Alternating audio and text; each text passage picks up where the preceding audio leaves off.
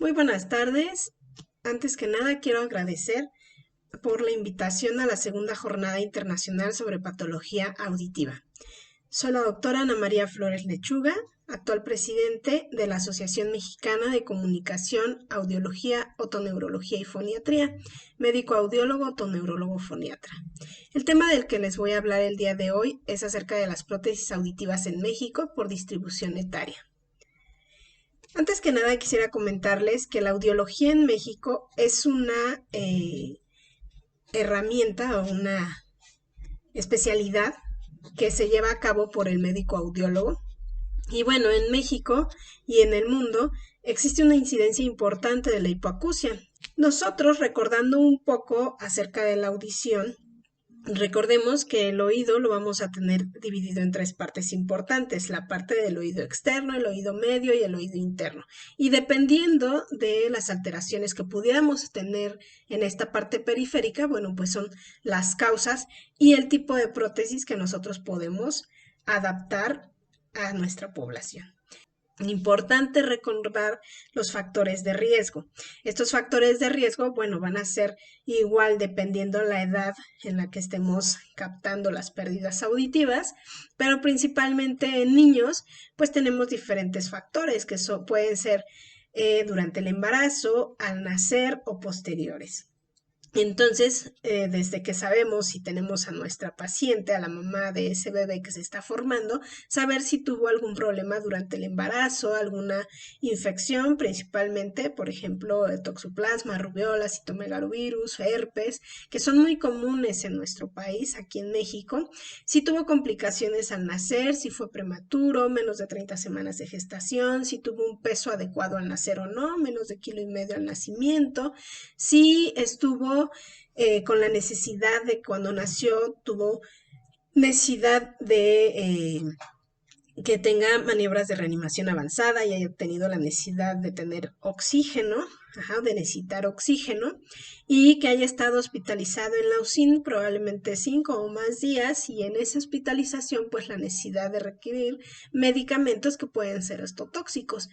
Entonces todo eso influye en nuestra pérdida auditiva, cómo se va a presentar y pues toda la maduración que va a poder tener. Todo eso van a influir en el tipo de prótesis que nosotros vamos a prescribir. En México, como ya les comentaba, el médico encargado de ver la audiología, que lleva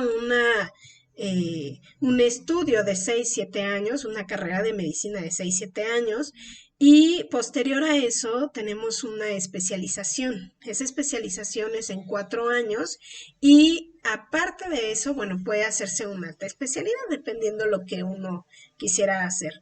Somos médicos que debemos estar certificados por el Consejo Mexicano de Comunicación, Audiología, Otoneurología y Foniatría y debemos de tener una cédula profesional. Entonces vamos a ver las diferentes causas, digo a grandes rasgos, pero que pudiéramos definir qué tipo de prótesis es la que vamos a adaptar o a prescribir.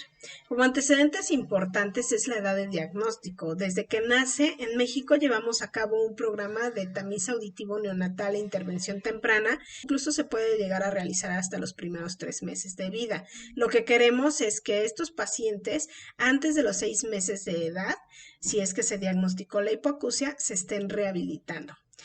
De ahí, algún antecedente importante también es la edad de adaptación, porque si lo detectamos desde que nació, bueno, pues a los 6 meses, como les comento, ya se está rehabilitando. Pero si detectamos a ese paciente hasta los 3 años y que tenía a lo mejor una pérdida auditiva profunda, pues ya llevamos 3 años en donde la plasticidad cerebral ya está actuando. Entonces, recordemos que tenemos un periodo crítico, entonces es importante estarlo evaluando pues lo más pronto que se pueda. Entonces es otro antecedente importante, la edad de adaptación, los factores de riesgo que presentaron, porque pues no es lo mismo un niño que probablemente tuvo una pérdida o una hipoacusia profunda sin ningún factor de riesgo, a un niño que tiene una hipoacusia profunda, que fue prematuro, que tuvo hipoxia, que tuvo sepsis, que estuvo en terapia intensiva más de 5 días, que le dieron tratamiento con ototóxicos. O sea, el factor de riesgo es muy importante para su desarrollo. como mencionamos, la causa de la hipoacusia. Igual pueden ser causas hereditarias, pueden ser causas sindrómicas. Entonces también influye esta parte si tenemos a lo mejor un paciente que tiene un síndrome de Down o un labio paladar hendido o un niño que tiene algún otro síndrome hereditario. Y bueno, todo eso va a influir en el tipo de prótesis que nosotros vamos a estar adaptando. El entorno familiar y la red de apoyo. ¿Por qué es importante? Porque puede ser que este niño sordo, también su familia, sus papás, su mamá, los abuelitos o los hermanos, pues todos son sordos, ¿no? Entonces, de ahí va a depender la adaptación que nosotros demos y la rehabilitación que le ofrezcamos. O bien que solo ese niño sea el sordo o que solo él y la mamá. Y a lo mejor el papá también, él es normoyente y no tiene ningún problema. Entonces, todo eso va a definir qué prótesis le podemos adaptar o qué rehabilitación le podemos dar.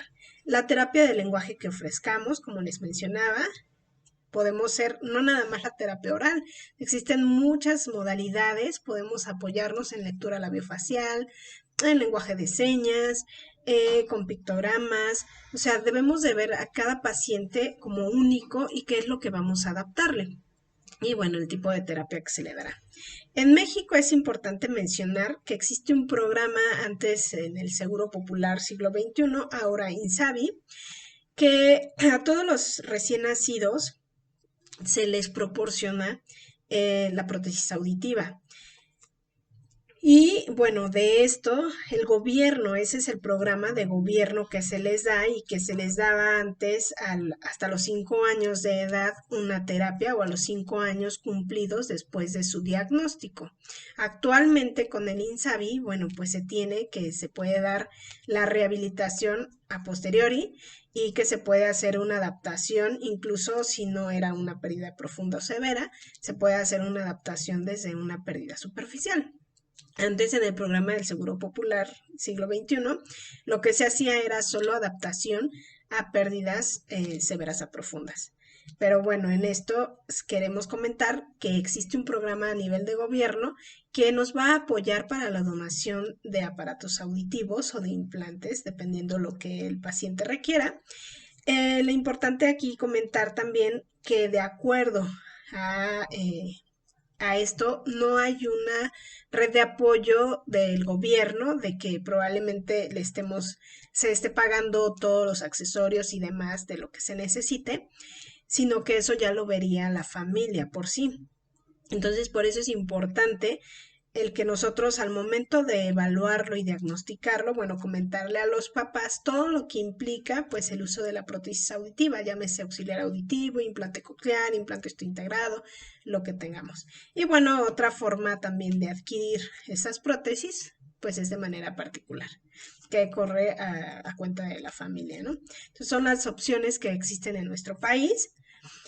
Y bueno, dentro de la edad de diagnóstico, que es parte importante, como les mencionaba, es muy diferente a adaptar a un niño, a adaptar a un adulto. Y dependiendo de eso, pues es la pérdida y la causa de la hipoacusia y el grado de la hipoacusia lo que nosotros vamos a adaptar, ya sea un auxiliar auditivo, que para su caso en ese auxiliar auditivo debemos de ver toda la anatomía, como ya les explicaba, del oído, para ver qué tipo de auxiliar es el que le vamos a proporcionar. Al menos debemos de tener 6 meses de uso del auxiliar auditivo en los pacientes pediátricos para que nosotros podamos decir que les ofrecemos el implante coclear. 6 meses de uso en donde no hubo respuestas, en donde estamos haciendo valoraciones audiológicas en campo libre, en donde el paciente se está adaptando desde colocarse el auxiliar auditivo a tenerlo la mayoría de horas del día y que tanto la mamá, los terapeutas, los médicos veamos que no hay una respuesta para que nosotros podamos colocar el implante coclear. Que ese implante coclear, bueno, pues vamos a estar haciendo las evaluaciones junto con todo el equipo médico, llámese otorrino, audiólogo, psicólogo, trabajador social, terapeuta de lenguaje, pediatra, genetista, todo el equipo médico que influye para que podamos realizar una implantación coclear y la evaluación. Y bueno, no nada más en niños, también como ya les mencionaba, es tanto la población, pues en general, tanto niños, adolescentes, adultos, a quienes nosotros podemos adaptar también. Entonces tenemos que ver también en los adultos las causas por las que podemos solicitarles o decirles que conviene la adaptación de un implante coclear. Asimismo, tenemos la adaptación de prótesis auditivas llamados vibradores óseos, que aquí desde que nace el niño se puede poner una banda donde ponemos el vibrador óseo y bueno, también esto puede entrar dentro del programa de donación por parte del gobierno o de manera particular. Generalmente estos vibradores óseos, bueno, pues son cuando son pérdidas conductivas principalmente, que a lo mejor tuvo una microteatresia o que a lo mejor tuvo cuadros de otitis media de repetición que ha afectado su audición y que se puede mejorar con una prótesis de este tipo. Y bueno, cuando son bebitos se adapta, si es que nació y si nació el pequeño, perdón, y se le diagnosticó y se adapta desde un inicio con la banda y posteriormente aquí en México nosotros esperamos 5 años de edad donde el grosor de la tabla ósea, 5 años o más dependiendo el grosor de la tabla ósea tenga para que podamos colocar un implante osteointegrado. Y bueno, esto también no solo es exclusivo de niños, también en edad adolescente adulto también se le puede poner el implante osteointegrado, pero bueno, son algunos tipos de prótesis auditiva que nosotros podemos proporcionar a nuestros pacientes y que podemos adaptarlos para una mejor calidad de vida y calidad de audición. Pues agradezco nuevamente a toda la asociación, a la Universidad de Murcia, para podernos apoyar, para habernos invitado a participar en esta segunda jornada. Y bueno, pues muchísimas gracias por su atención. Buena tarde.